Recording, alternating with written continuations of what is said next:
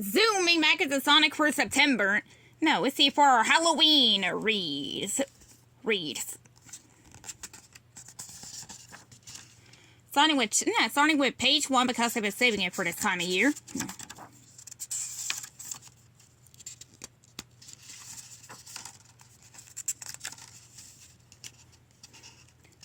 The first story is Nights of the Unliving. The hero stood frozen in the eerie green light of the machine. The saucer-like monster hovered in the glade.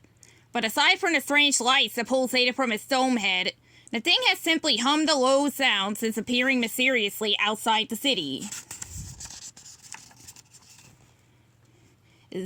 Oh wait, maybe it just wants to make friends, said Big the cat. The gentle giant reached out a hand toward the saucer's body. Be careful, said Tails, hovering over the scene on the twin helicopter blades that gave him his name. You don't know what... Zang! It was too late. The moment Big touched the machine, an awful grinding noise emanated from within. The massive metal monster spun around and bore itself into the ground. Submit or be destroyed, cried a hollow, angry voice from within. Well, I think that settles it. Amy ran up from the edge of the glade and called to her team. Big, Cream, let's give it a little flower power. Without a word, Big opened up his large bamboo umbrella and twirled it over his head. Amy and Cream the rabbit jumped on top, holding each other's hands and whipping up a furious spinning speed. 1, 2, 3, go! Amy called and then let go of Cream to shoot herself at the machine with full force. Her hammer swung around in midair for a mighty blow. And then, clang! Amy bounced right off the whirling body of the saucer. She hit the thirds and rolled to safety. But the machine continued its awful dig, sinking its body firmly into the summit. Submit, submit, submit. It called out in a droning tone that set the hero's hairs on end. It looks like the top may be vulnerable, yelled Tails over the noise. Try to crush its dome. Swoosh!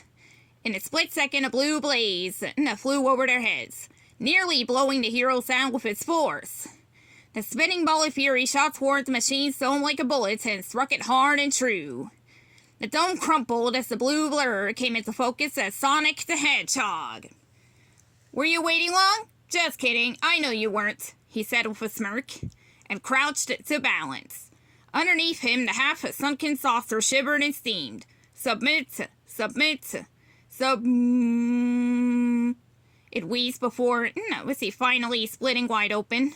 With a wet, sickening sound, the metal body of the monster burst, shooting a torrent of sticky green slime all over Amy's team. Whoa, said Tails, zipped high into the air to miss the green goo. Gross, called Amy. I feel like I got sneezed on by a giant. Oh, my poor cheese, said Cream, picking up her floating sidekick pal from where he was knocked to the ground.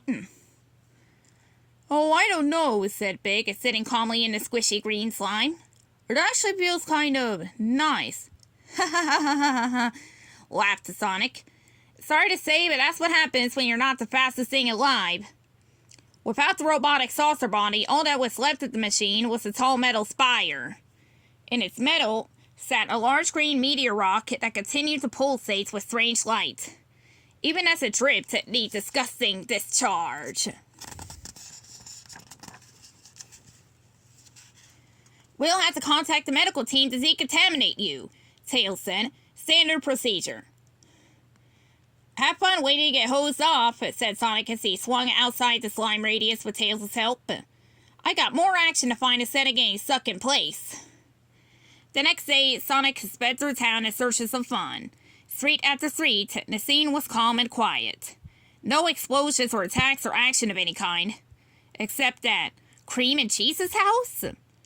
Out front, the kindly rabbit and her partner were making a racket of clangs from a mountain of sheet metal. Cream struck a large wrench against the warped pile again and again. Sparks flew each time she struck, some jumping into Cheese's eyes, but neither of them seemed to care. Hey Cream, Sonic said as he skidded into her driveway. Working on an art project? We are building the spear, said the rabbit without stopping. Right, the spear. Sonic didn't know exactly what to say. And you think a wrench is going to shape that metal up the way you want? Cream stopped her motion mid-swing. She pulled the tool down slowly and stared at it for a long moment. The quiet made Sonic uncomfortable. Perhaps you are right, she said at last. The wrench dropped with a thud, and Cream reached up her hands to grab the metal firmly. With surprising strength and an agonizing squeaking sound, the rabbit folded two pieces of strong metal together as though they were paper.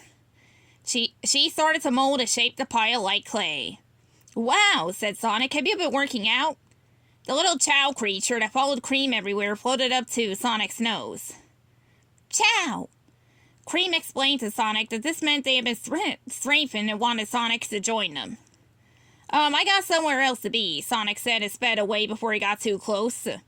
The strange encounter drove Sonic across the city to Amy's home. If anyone knew what was going on with those two, it would be their best friend. But when Sonic arrived, Amy didn't charge out to greet him. Amy? Anyone home? Sonic called into the curiously open door. When no one answered, he walked in, carefully in case there was an ambush waiting. But what he found was almost too boring. Amy and a room of maps. This planet has so many people on it, she said without looking up. Amy leaned over a massive map of the planet. Pinned on every wall were charts of country borders and city streets. She was totally absorbed. Planning a trip? Sonic asked and forced a flat chuckle. The trip is over, she said slowly. All that's left now is to, achoo! Amy sneezed, covering her mouth with her hand. But Sonic noticed that her hands were now covered in green slime. Gross, said Sonic. Amy just looked at him with an empty stare. She slowly reached out her slime-covered hands. It's fine, she said. Touch it and you'll see. In a blur, Sonic was gone again, roaming the streets for answers for whatever happened to his friends.